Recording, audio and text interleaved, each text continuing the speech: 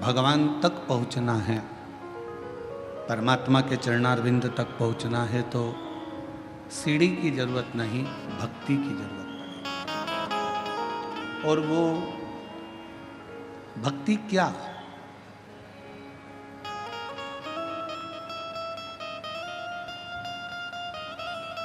माँ शबरी अम्बा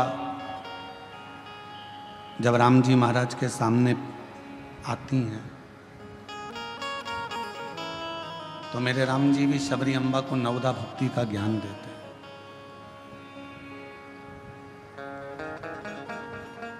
कि प्रथम भक्ति संतन कर संगा और दूसरी रति मम कथा प्रसंगा। मेरे राम जी ने माँ शबरी अम्बा को सबसे पहली भक्ति कही है सत्संग करना।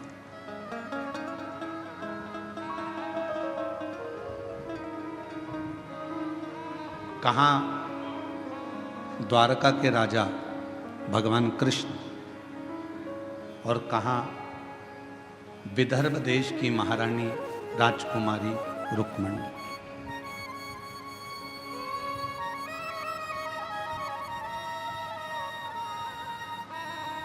ना तो कभी रुक्मणी जी ने भगवान कृष्ण को देखा था, ना कभी रुक्मणी जी भगवान कृष्ण से मिली थी, ना कभी रुक्मणी जी ने भगवान कृष्ण से मुलाकात की थी, ना रुक्मणी जी ने भगवान कृष्ण का चेहरा देखा था, ना रुक्मणी जी ने भगवान कृष्ण से कभी बात की थी।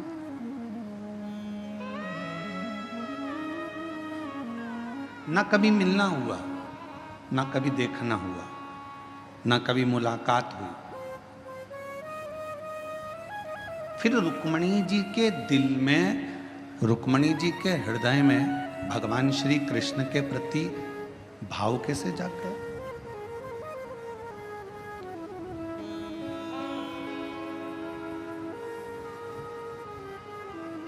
सब्जी लेने जाते हो कभी कभी? उत्तर दो जरा, जम के तो बोलो। जाते हो? जाकर पूछते हो सब्जी का भाव? अरे बोलो तो। क्यों भैया बैंगन क्या भाव है? क्यों भैया शक्कर क्या भाव है? क्यों भैया चने की दाल क्या भाव है? क्यों भैया अरहर की दाल क्या भाव है? सब्जी बिना भाव के नहीं मिलती, किराना बिना भाव के नहीं मिलता, फ्रिज बिना भाव के नहीं मिलता, सोना हीरा चांदी बिना भाव के नहीं मिलती, तो भगवान बिना भाव के कैसे मिल सकते हैं?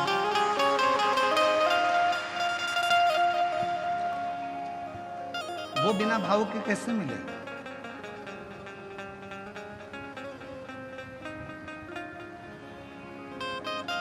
रुक्मणी जी ने भगवान को कभी नहीं देखा था। रुक्मणी जी ने भगवान कृष्ण का दर्शन भी नहीं किया था।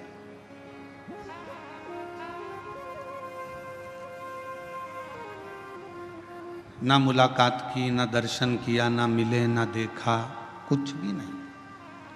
फिर रुक्मणी जी के दिल में भगवान कृष्ण के प्रति इतना प्यार, इतना प्रेम कैसे प्रकट हुआ?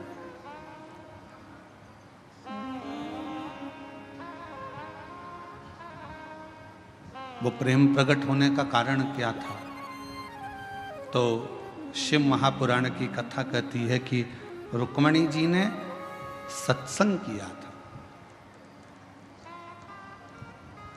प्रथम भक्ति संतन कर संगा और दूसरी रति मम कथा प्रसंगा।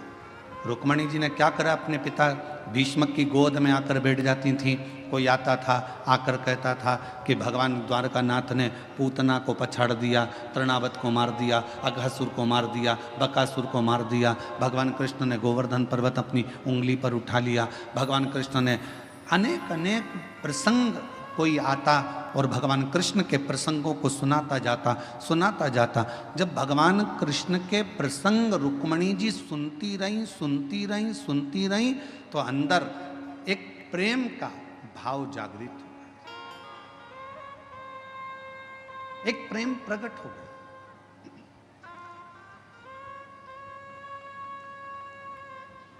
किसी व्यक्ति के बारे में आपसे अगर बार बार कहा जाए ना, वो व्यक्ति ऐसा है, वो व्यक्ति ऐसा है, वो व्यक्ति ऐसा है, तो मन में भाव जागृत होगा। एक बार उससे मिले तो अपन देखें तो सही, एक बार चलो। भाव जागृत हुआ।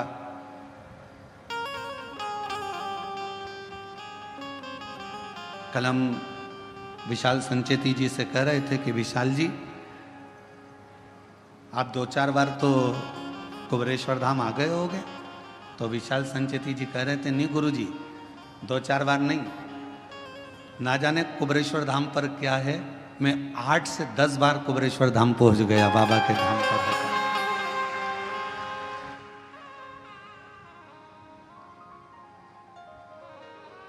हम सुनते रहे,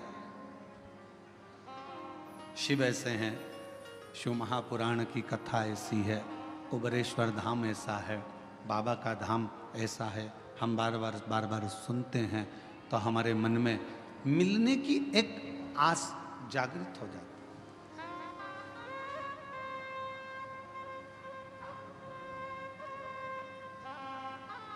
लड़का लड़की से शादी करने को तैयार नहीं था। लड़के ने सोचा था अभी मैं पढ़ाई करूंगा, अभी शादी वादी नहीं करूंगा।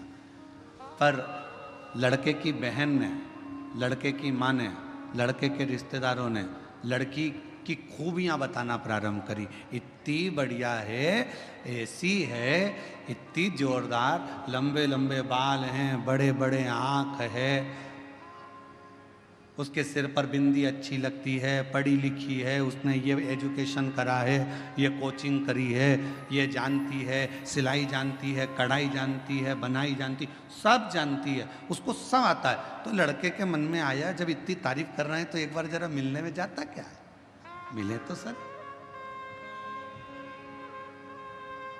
जब लड़की से मिलना हुआ, उसने देखा कि जो घर के लोगों ने कहा था बिल्कुल वैसा ही है, पढ़ी लिखी भी है, मेरे लायक भी है, तो लड़के ने हाँ भर दिया।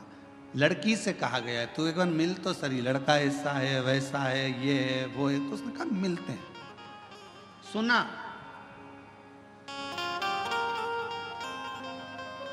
सुना तो प्रेम जागृत हुआ। अब आप लोग क्या कर रहे हो, शिव महापुराण की कथा को सुन रहे हो। किसका चरित्र सुन रहे हो, देवादिदेव महादेव का, भगवान शंकर का। जब शिव जी का इतना चरित्र तुम बेजापुर में सुन लिए, कहीं तुम छत्रपति संभाजी नगर सुन लिए, तुम नासिक में सुन लिए, तुम मालेगांव सुन लिए, जब तुम बार बार शंकर जी का चरित्र सुनते जाओगे, सुनते जाओगे, सुनते जाओगे, तो अंदर से उससे मिलने की तमन्ना बढ़ती चली जाएगी। एक बार जरा शंकर जी से मिलूं तो सही, कि उनकी कथा इतनी सुंदर है तो वो कितना सुंदर होगा। ये विचारणीय बात।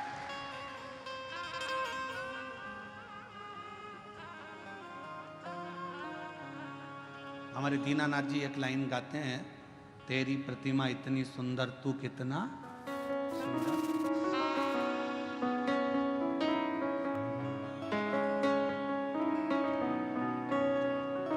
जिसकी रचना इतनी सुंदर, वो कितना सुंदर होगा, वो कितना सुंदर होगा। जरा विचार करिए, उसकी केवल कथा सुनिए, केवल कथा।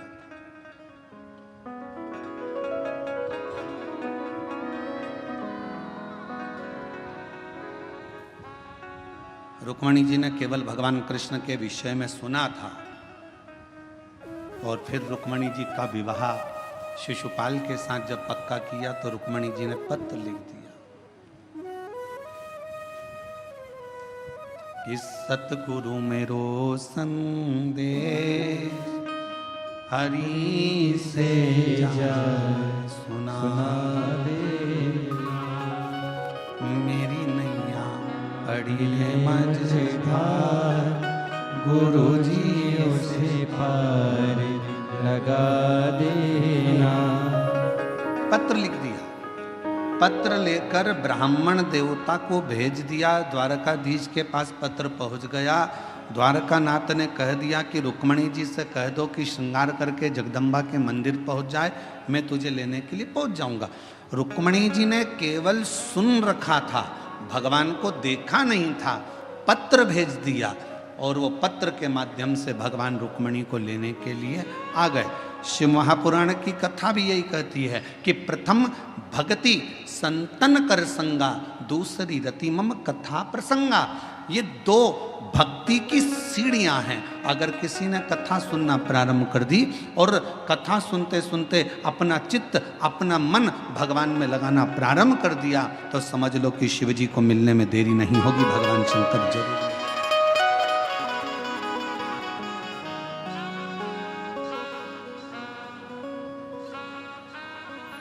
और शंभु शरण पड़ी मांगो घड़ी रे घड़ी, दुख आटो दया करी दर्शन आपो।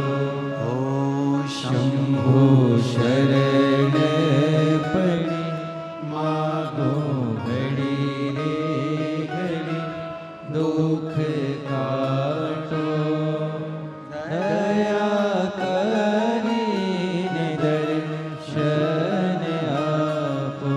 केवल कथा को सुनते सुनते भगवान का भजन करते करते करते करते आप उसके करीब में पहुंच गए।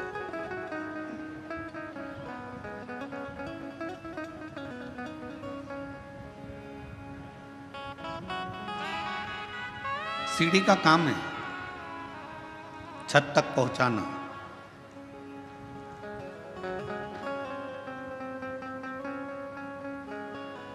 भगवान की कथा का काम है आपको भगवान के चरणारविंद तक पहुंचाना। सीढ़ी केवल आपको छत तक पहुंचाएगी, पर भगवान की कथा आपको भगवान के चरणारविंद तक पहुंचाकर ही रहेगी, परमात्मा तक पहुंचाएगी।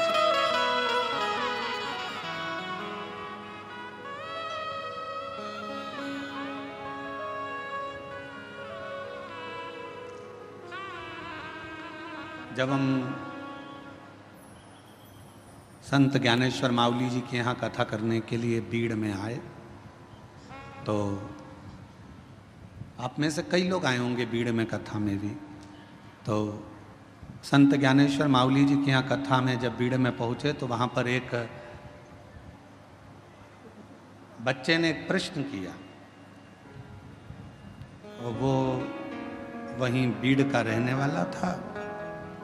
सोनी जी के कोई परिचित थे बीड़ वाले, उनके परिचित में था। उसने कहा, गुरुजी आपके कितने दोस्त हैं?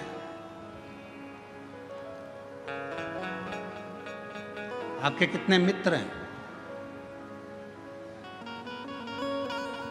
हमने पूछा, पहले तुम बताओ कि तुम्हारे कितने मित्र हैं। तो कहा, गुरुजी हमारे तो बचपन के 4-6 हैं, और इसके बाद हमारे कॉलेज के भी 2-4 हैं। अब कल हमारे वो विशाल जी के बेटे अर्नव जी भी, वो भी अपनी मित्रों की मंडली को लाए थे। तो हमने उनसे भी, वो कह रहे थे कि हमारे मित्र आपसे मिलना चाहते हैं गुरुजी। तो हमने पूछा, तुम्हारे कितने मित्र हैं? तो कहा है कभी 8 रहते हैं, कभी 6 रहते हैं। हमने कहा, घटते बढ़ते कैसे रहते? तो कि 2-1 बाहर चले जाते हैं तो 6 हो जाते हैं, और वापिस आ जाते हैं तो 8 हो जाते हैं। हमने अब बीड़ में संत ज्ञानेश्वर मावली जी के यहाँ जब कथा करने के लिए पहुँचे, बीड़ में महादेव महाराज जब कथा कराए, तो वहाँ पर एक प्रश्न बीड़ के एक बच्चे ने पूछा कि आपके मित्र कितने, आपके दोस्त कितने?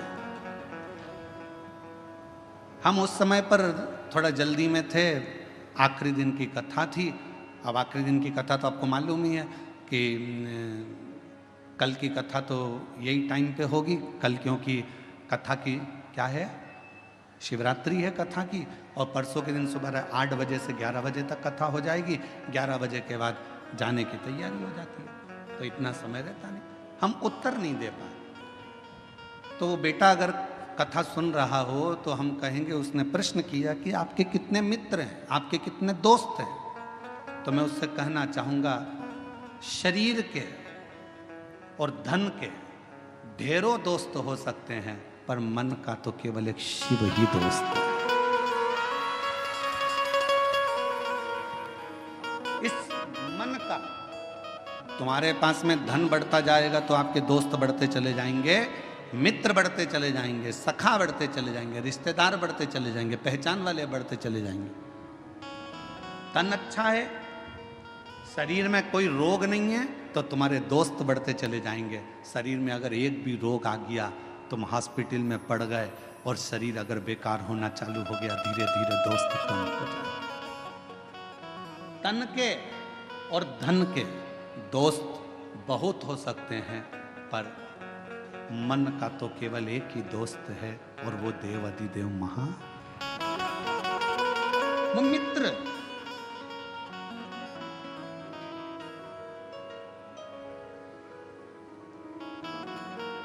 तन के और धन के दोस्त भले तुमको निभाएं ना निभाएं, तन का मित्र भले तुम्हें निभाए ना निभाए, धन का मित्र तुम्हें निभाए कि ना निभाए, पर मन का जो मित्र होता है, जैसे भगवान कृष्ण के मित्र थे सुदामा।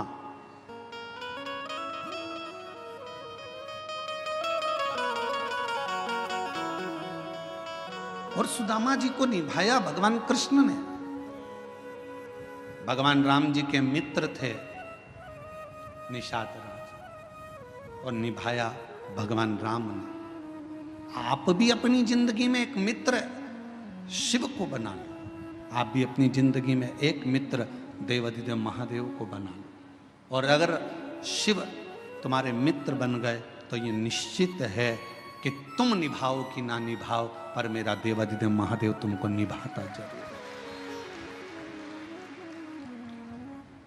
शंभु शरण पड़ी मांगो घड़ी रे घड़ी, दुख काटो दया करी दर्शन आपो।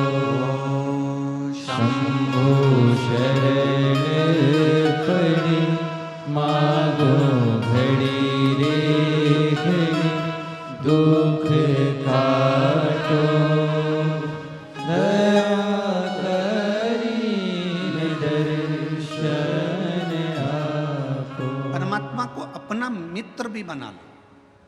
कोई तो होना चाहिए जिससे आप अपने दिल की बात कर सको।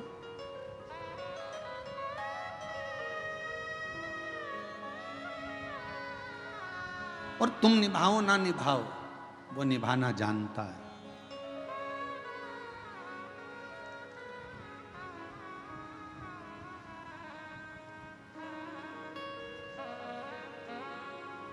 मनुष्य और भगवान में क्या अंतर है?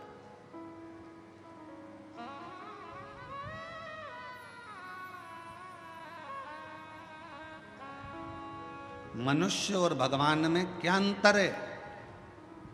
मानव में और परमात्मा में क्या अंतर है? शिव महापुराण की कथा कहती है मनुष्य और भगवान में एक सबसे बड़ा अंतर ये है कि भगवान गलती नहीं करता और मनुष्य गलती पर गलती करता ही रहता है।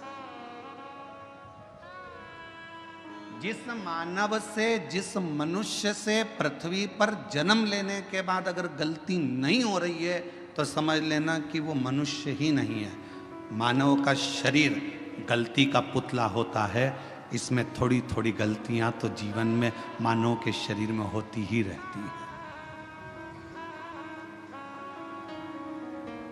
सास बहू को चिल्ला कर कह दे तूने फिर गलती कर दी, बहू को कह देना चाहिए मम्मी मनुष्य हूं ना, इंसान हूं ना, तो गलती तो होगी।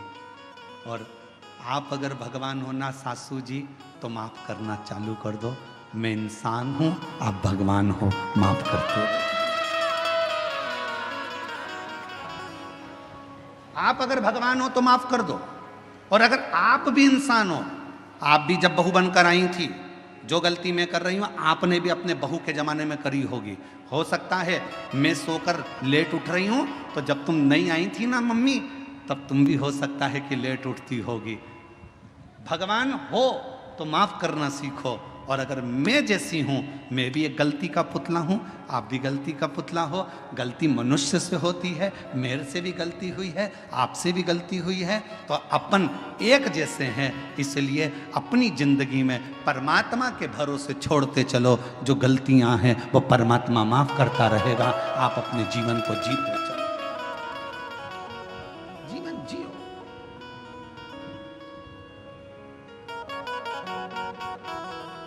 कोई तुमसे कह दे मैं गलती नहीं करता, तो उसके पांव पड़ लेना, तुम तो भगवान हो जी, तुम तो भगवान हो, तुम ही में सब कुछ दिखता है, तुम ही राम हो, तुम ही कृष्ण हो, तुम ही शिव हो, तुम ही जगदम्बा हो। जो कहे तुमसे कि मैंने जिंदगी में कोई गलती नहीं करी, समझ लेना उसको पांव पकड़ कर कह देना कि तुम भगवान हो। परंतु हम तो इंसान हैं, आज भी गलती कर रहे हैं और आगे भी गलती करेंगे, क्योंकि मनुष्य का शरीर मिला है, ये पूर्ण परमात्मा बनने के लिए नहीं मिला, इंसान को इंसान बनने के लिए मिला। मेहनत करोगे, परिश्रम करोगे, उन्नति की सीढ़ी पर चढ़ोगे, आगे बढ़ोगे, तो कोई ना कोई गलती हो जाएगी, ठोकर लगेगी तो संभलोगे।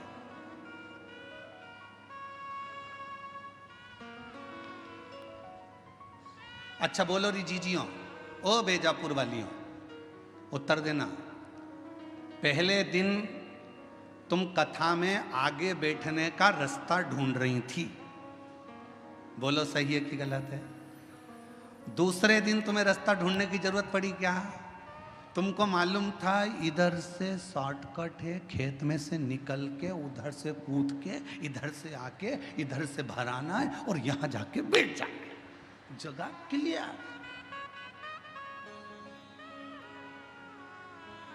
और तुम्हें रास्ता याद था तो तुमने क्या करा, अपनी रिश्तेदार को, वो कह रही थी उधर से, तू चुप है, उससे पे पल्लू वल्लू लेके और तू मेरे पीछे पीछे पीछे पीछे चल चल, और उसको भी रास्ते पे।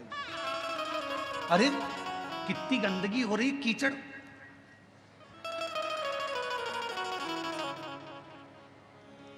चल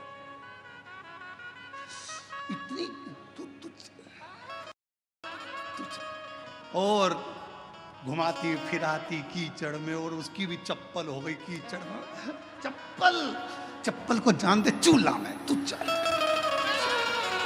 और चप्पल रख ली झोला में और कथा में आगे लाकर बिठा दिया। जब दोनों चली तो फिर सहेली ने कहा कितनी जोरदार जगह मिल गई थी ना बैठने के लिए, इतनी अच्छी जगह, ये तो सोचा ही था। अब चप्पल तो जैसी कथा पूरी हुई रोड पे निकली और निकलते सी पानी की बोतल में चप्पल घिस घुसा के तैयार करके पाँव में पहन के फिर पल्लू। अब जरा विचार करिए, पहले दिन जगह ढूंढने में थोड़ा परिश्रम लगा, दूसरे दिन तुम्हें खुद जगह मिल गई, तीसरे दिन तुम अपनी सहेली को भी बिठा ली, चौथे दिन अपने परिवार वालों को भी बिठा ली और जगह तुम्हारे पास हो गई। एक सच्चा भक्त, भगवान शिव का एक परम भक्त ऐसा ही होता है, पहले संघर्ष की जिंदगी जीते जीते मंजिल तक पहुंचता है, फिर सबको उस स्थान तक पहुंचा देता है कि ये स्थान मैंने देखा है, ये शिव का धाम मैंने देखा है, ये भगवान का नाम मैंने देखा है, चलो यहाँ चलकर बैठते हैं, चलो यहाँ चलकर स्मरण करते हैं।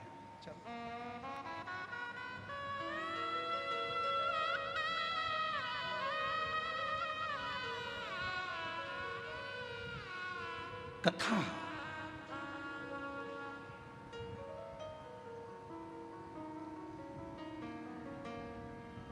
कोई तुमसे कहे कि मैंने जिंदगी में कोई गलती नहीं करी, कह देना तुम भगवान हो, तुम भगवान हो।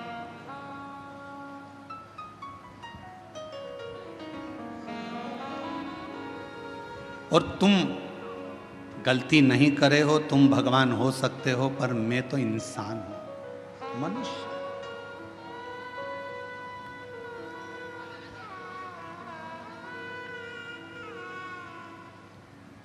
और मानव अगर गलती नहीं करेगा तो गलती करेगा कौन गलती?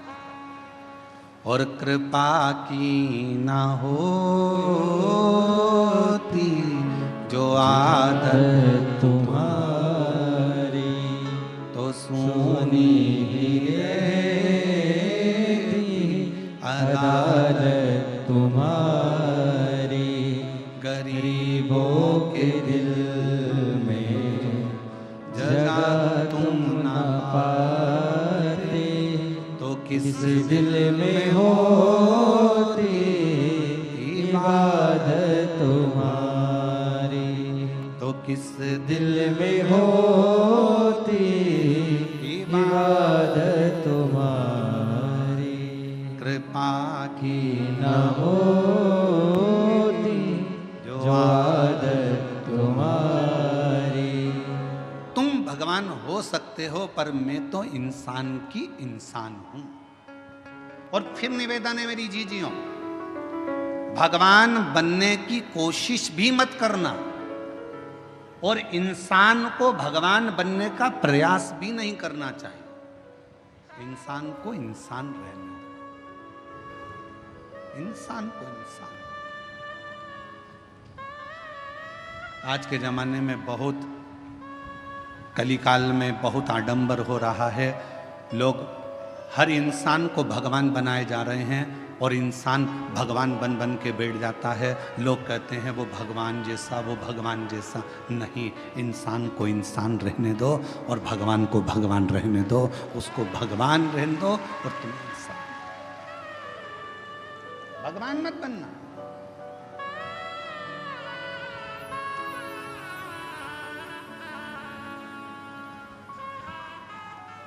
इंसान, उसे इंसान। गलती हो रही है, एक बार होगी, दो बार होगी, धीरे धीरे संभलते जाओगे, संभलोगे। उसका काम है क्षमा करना और तुम्हारा काम है गलती करना। करो। गलती नहीं करोगे तो संभलोगे कैसे? एक पिता ने अपने बेटे से कहा, मैंने तुझे फैक्ट्री का काम सौंप दिया है, मैंने तुझे ऑफिस सौंप दिया है, मैंने तुझे पूरा काम सौंप दिया है। एक बात सुन लेना, घाटा नहीं लगना चाहिए। मैंने तुझे समझा दिया, पहले पूरा काम तुझे सौंप दिया है, पूरी फैक्ट्री तुझे सौंप दी है, पूरा व्यापार तुझे सौंप दिया है, घाटा नहीं लगना चाहिए। और बेटे ने काम करना चालू करा। काम करते करते उसकी कहीं बाहर देश में पहचान बढ़ गई। उसने अपना माल पूरा विदेश में बेच दिया, बेचा और विदेश में माल अटक गया, अटका, पैसा अटक गया। मालूम पड़ा वो लड़का कर्जे में डूब गया। बाप ने कहा, मैंने पूरी फैक्ट्री तुझे दे दी थी, मैंने पूरी कंपनी तुझे दे दी थी, मैंने तुझे पूरा ऑफिस दे दिया था और तूने कर्जे में लाकर छोड़ दिया, तूने कर्जे में लाकर डुबो दिया। बेटा कहता है, पापा गलती हुई है, सुधारूंगा, थोड़ा समय। अब पिता को चाहिए कि बेटे को बल दे, कोई बात नहीं, हो गई, मेहनत करना, फिर मेहनत करना, धीरे धीरे बढ़ना, हो सकता है फिर उन्नति की सीढ़ी पर चढ़ जाएं। गलती बेटे के सामने हुई, बेटे ने फिर मेहनत करी। मेहनत करते करते बेटा जितना माल गया था उससे 1000 गुने माल का फिर मालिक बनकर बैठ गया, फिर बैठा। और अब वो बेटा गलती नहीं करता। क्यों? क्योंकि पहले माल भेजने में गलती हो गई थी, पहले ऐसे गलती हो गई थी, अब नहीं होगी। किसी किसी को तो भगवान भी पृथ्वी पर जन्म देने के बाद सोचता है, इसको तो भेजना ही नहीं था तो अच्छा था।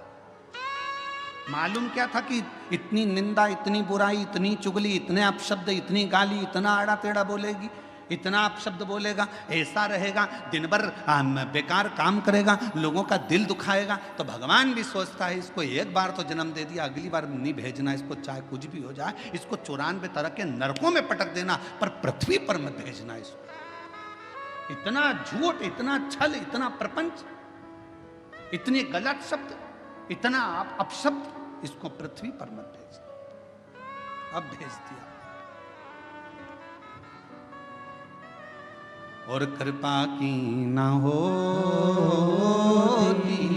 जो जो आदत आदत तुम्हारी तो सोनी ही रहती अदालत तुम्हारी गरीबों के दिल में जगह तुम ना पाते तो किस दिल में होती इबादत इबादत तुम्हारी तो किस दिल दिल में होती इबादत तुम्हारी। हो जाए गलती हो जाए तो कोई बात नहीं, पर भगवान नहीं बनना अपन को, अपन इंसान के इंसान।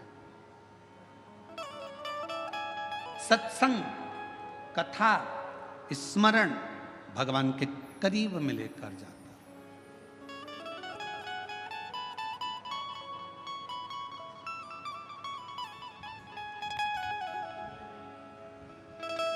और ले गया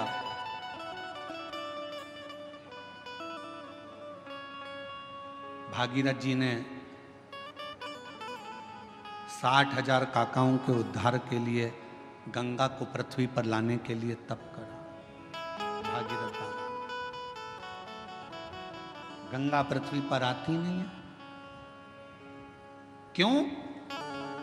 क्योंकि मैं अगर पृथ्वी पर चली गई तो पाताल में चली जाऊंगी। गंगा को झेलने वाला, गंगा को संभालने वाला कोई कोई गंगा पृथ्वी पर नहीं आ रही। भागीरथ जी ने फिर तप करा, फिर साधना करी, फिर उपासना करी, और भागीरथ बाबा ने फिर निवेदन करा गंगा जी से कि आपको पृथ्वी पर आओ, पृथ्वी पर आओ। गंगा जी मना करती हैं, मैं नहीं आऊं, मुझे संभालने वाला भी तो कोई चाहिए। भागीरथ जी ने पूछा कि आप पृथ्वी पर नहीं आओगी तो मेरे काकाओं का उद्धार कैसे होगा? मैं क्या करूं कि